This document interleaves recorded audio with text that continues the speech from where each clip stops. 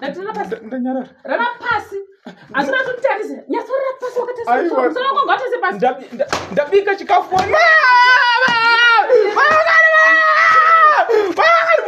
Kita bibi yangu.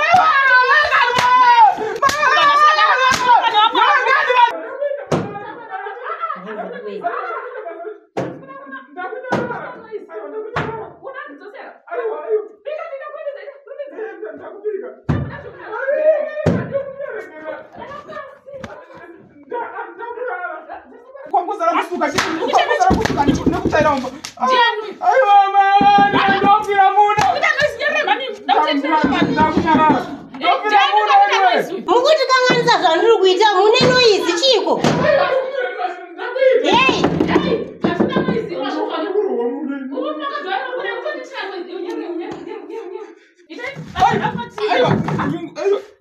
Aiwa, ndokuzozera tete, aiwa, ndokuzozera. Ndirakuita basa racho, ndirakuita basa racho, aiwa. Aiwa, sorry, mai, aiwa, ndandizozera ndema, ndizozera ndema. Chega ndita basa racho.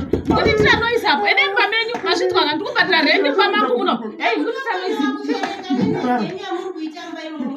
Ndiri pamangu ndikubatira rent nemari yangu wasvitwa. Mukutondikanganisa zvandiri kuita mumba mukuita noise singaiti. Chiko chikuitika. Kwini ndaita sei? Unokanganisa kubatira rent ndekabana wasvitwa. Imisi ndiri mukutoita noise panapa kochiko. Uya papa ndo uchitira noise. Uchitira noise. Uchitira noise. Uchitira noise. Aiwa kangu ndikanganisa zvandiri kuita. Aiwa chikudai pamba kudai. Kudai manchitira noise. Kudai. Handinotombona kachaidzo.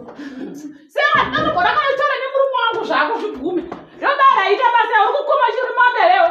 Uri momberewe Ndikuitira noise panapa. Totaita panapa. Yo uri momberewe. Uri momberewe. Ita basa uri momberewe. Uri momberewe. Tinyarire noise.